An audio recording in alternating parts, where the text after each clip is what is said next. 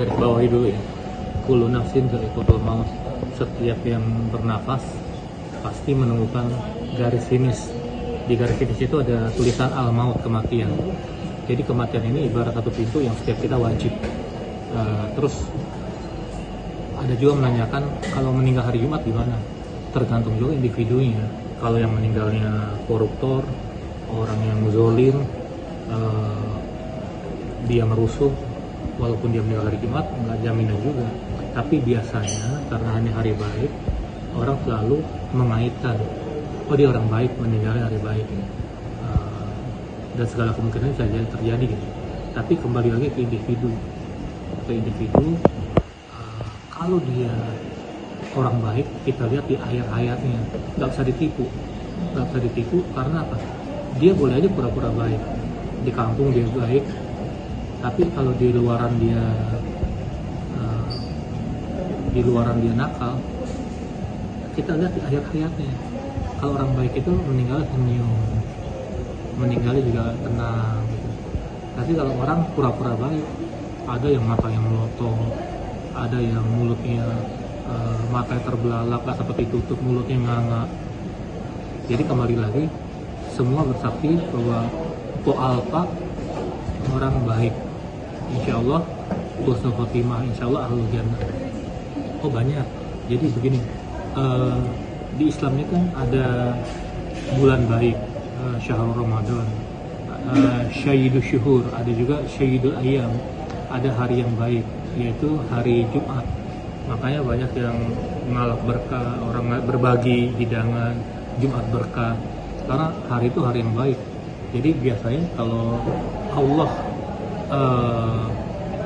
kan kita ini kan Allah ini kan absolute power. Jadi jasmani kita, rohani kita mutlak milik Allah. Kalau Allah ingin ngambil ruh itu ibarat ruh itu adalah sumber kehidupan. Jadi ibarat handphone, baterai ini adalah ruh. Handphone tanpa baterai nggak berfungsi. Nah, ruh kita ini ketika Allah ambil, telinga kita masih utuh, mata kita masih utuh, tapi nggak ada fungsinya lagi, nggak bisa melihat, nggak bisa mendengar, tangan kita masih utuh. Nah, kembali kepada hari tadi, memang hari Jumat itu banyak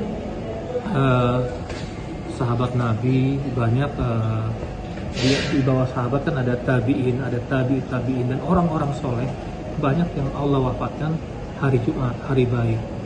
Apalagi ada orang meninggal hari Jumat, bulan Ramadan, itu afdal lagi. Apalagi amalnya juga diakui oleh seluruh orang, bersaksi ketika jenazah disolatkan, dia adalah orang baik. Makanya Nabi berpesan, innamal ma'u ahaditsum ba'dahu fakun hadisan hasanah limawa. Setiap kamu akan jadi cerita bagi orang-orang kamu tinggalkan, maka jadilah cerita yang baik untuk orang-orang yang kita tinggalkan. Oh dia baik, oh dia banyak amalnya, oh dia pernah banyak jasanya ke saya. Jadi kembali lagi, kita jangan berpatokan di harinya, tapi di individunya. Ya, orang mengakui nggak kita orang baik. Po Alfa ini sosok yang bisa kita jadikan ibroh, kita jadikan pelajaran. Pertama, bagaimana Allah merubah takdir seorang ibu rumah tangga. Dia nggak niat viral. Orang berlomba-lomba ingin viral, ingin FYP, tapi dia cuman iseng, dia ngeluh, bang, ajak ya sekali-kali ke Alfa, ya udah seneng. Nah itulah takdir. Kalau Allah udah kun fayakun, meledak sampai semua stasiun televisi rebutan kontrak eksklusif. Akhirnya ada yang beruntung dapat kontrak eksklusif sampai akhir hayatnya. Dia di situ juga bisa mengimbangi komedian senior dan juga pribadi yang sangat luar biasa. Dia tidak merasa sebagai bintang. Bahkan ini bersaksi semua. Ada sampai saya, Po Alfa itu kalau diundang MC ke pengajian kelas kampung pun, MC di pengajian yang besar seperti Nur Mustafa, pengajian besar, bisa dicek langsung. Ya, ini bukan data hoax, ini kebaikan. Kalau artis diundang, oke, saya datang, tapi ini ya siapkan A, B, C, D fasilitas. Tapi Po Alfa nggak nanya nanti saya di sana dibayar berapa. Bahkan ada pengajian kampung udah beliaunya menerima amplopnya dikasih lagi.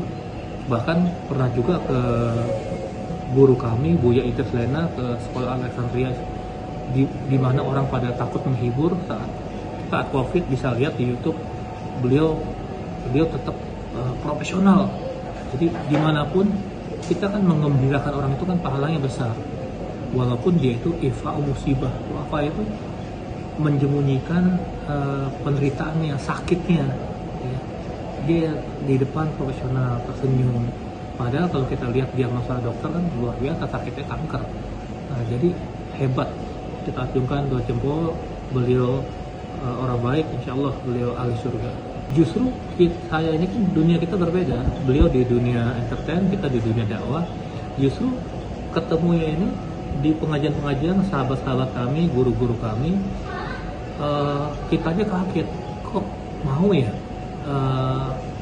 walaupun in akramakum indallahi atqakum, yang mulia di sisi Allah itu orang bertakwa, kok mau artis sekelas beliau itu nge-MC di pengajian yang nggak ada publikasinya, pengajian kampung di gang kecil, dan ini nggak terekspos, tapi dari mulut ke mulut bisa ditanyakan. Kalau kita kan mengungkapkan kebaikan seseorang udah meninggal agar menjadi contoh. Wahai artis-artis, Anda artis senior, Anda pendatang baru, contohlah Alfa. Jadi dia tetap kacang lalu lupa kulitnya, tetap berpijak di bumi, tetap humble, tetap tawadu, tetap rendah hati. Kadang-kadang kan baru melamuk dikit, wah udah macam-macam. Ada yang petatang petenting mau matiin karir orang lah, segala macam. Wah, tapi beliau nggak pernah ada kontroversi. Makanya jemaah kami kalau beliau di prank, baik di prank di YouTube maupun di prank di TV, kadang-kadang jemaah suka marah karena beliau ini tulus sampai nangis-nangis.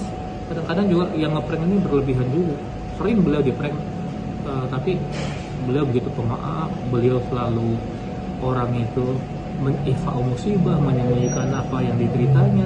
Beliau orang tetap ceria. Inilah sosok seorang yang memegang teguh asas profesionalisme.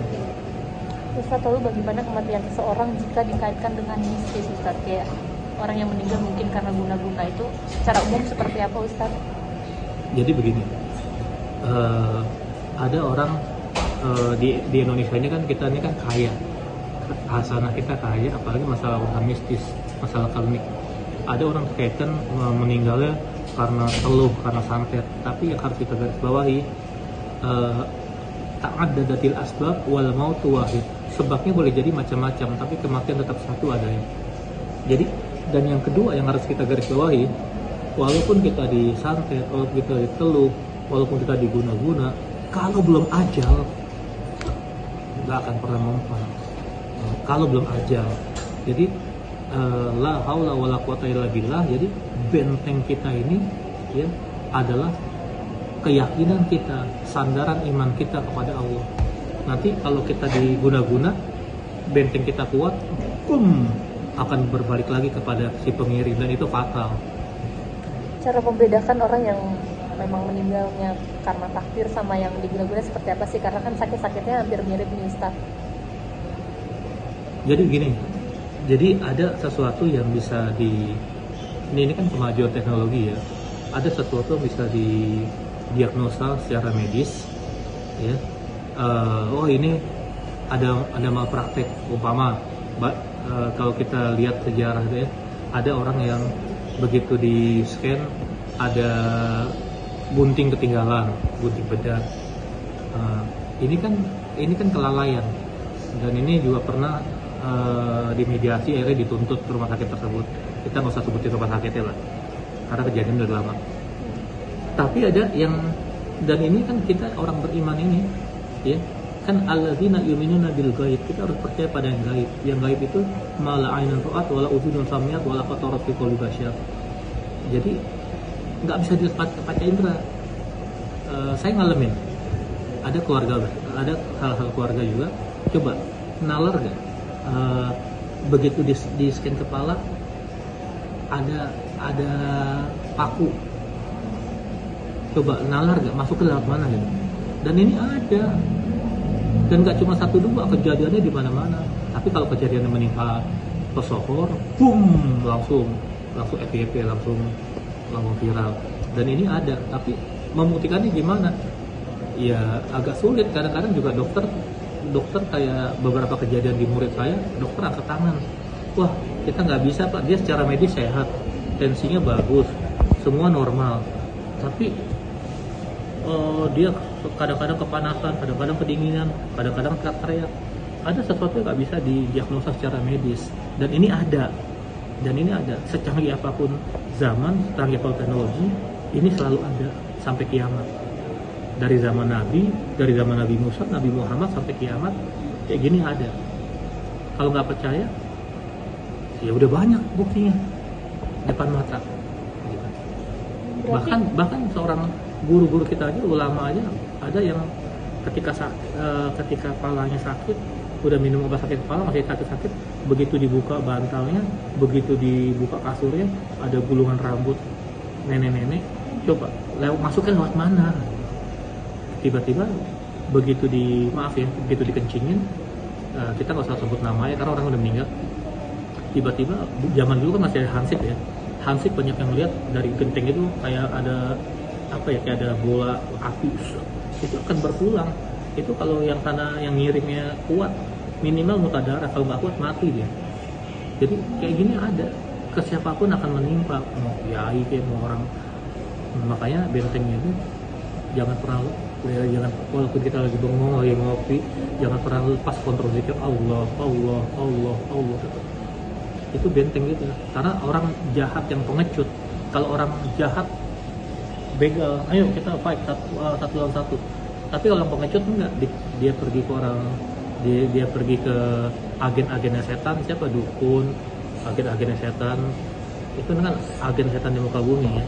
Jadi perpanjang tangannya, tolong dong, saya mau dia tuh diteluh, disantet, bikin mati. Dan itu selalu ada.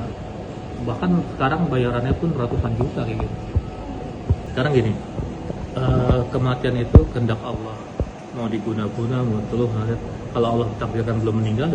Bahkan ada beberapa orang yang ditembak, pelurunya mental lagi, itu memang belum takdirnya. Boleh nggak kita nih curiga? Boleh. Semasa hidup kayaknya dia tuh pengen ngancurin karir, dia tuh berupaya segala macam cara. Ini namanya curiga, boleh. Tapi nuduh nggak boleh. Suuzon sebagai manusia biasa boleh, karena kita ngelihat dari indikasi. Nah makanya agak susah juga, dan kita akan ngabisin energi, ngabisin waktu. Kalau kita kadang-kadang kan hidup ini lebih rumit daripada film Hollywood. Kita nuduh si A, nggak tahu penjahatnya si B. Jadi agak, ya kita kalau udah ini, biarlah nanti Allah yang menghukum.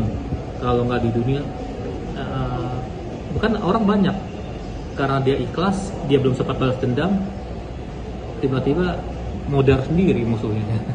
Banyak kayak gini, karena dia udah ikhlas. Di saat ikhlas itu Allah turunkan bala bantuan. Kita nggak bisa memaksakan semua orang suka sama kita, karena rumus dunia, kata Imam Ali bin Abi Thalib, sebanyak orang yang cinta pada kita, sebanyak itu pula orang yang benci pada kita tanpa dasar, tanpa dalil, tanpa alasan, nggak ada sebab, benci. Jadi ini rumus dunia. Sebanyak kita meninggal, kita lagi berduka, ada nggak orang yang senang? Ada. Tukang tahlil, tukang baca doa, tukang gali kubur, itu dia senang. Nah, tapi poinnya kita tetap harus menebarkan kebaikan. Jadi orang yang benci itu selalu ada. Nah, nanti kalau semakin kita ikhlas, semakin Allah yang membalas. Nah, bentengnya apa? Ya kita baca surat An-Nas, karena Allah ganjil, Allah memberi ganjil lagi, kita baca 3 kali, kalau banyak waktu 11 kali. Kita baca Al-Falaq buat terhindar dari kejahatan-kejahatan. Kejahatan ini kan sebagian besar teluh, santet, ini kan tengah malam.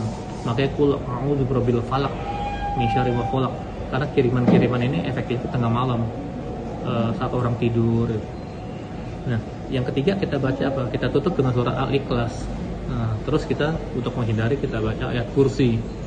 Insya Allah kita akan terhindar dari segala pengaruh-pengaruh jahat itu, pengaruh jahat dari orang-orang pengecut. Yang terakhir, doa untuk Wah, apa mungkin Ustaz? Apa orang yang baik itu biasanya umurnya pendek, karena Allah sayang. Kalau dikasih umur panjang takut tergelincir melakukan dosa-dosa besar. Tapi orang yang jahat itu, orang banyak dosa, bergelimang maksiat, biasanya umurnya panjang karena Allah sayang, ingin dikasih kesempatan buat bertobat. Kita doakan Pak Alfa orang baik, semua mengakui dia selama pergaulan Pak Alfa nggak pernah menzalimi siapapun, nggak pernah cerita apapun. Terakhir kita doakan Allah maghfirlaha warhamha wa'afi wa'anha wa akrim nuzulaha wa wasi madkhalaha Allahumma la tahrimna ajraha wa la tafina ba'daha waghfir lana wa laha. Itu rangkaian, semoga Allah menerima amal ibadah beliau, kebaikan beliau, dan Allah mengampuni segala khilafan beliau. Amin. Jadi jangan lupa untuk subscribe Cumi Cumi. Ditekan ya tombol lonceng merahnya.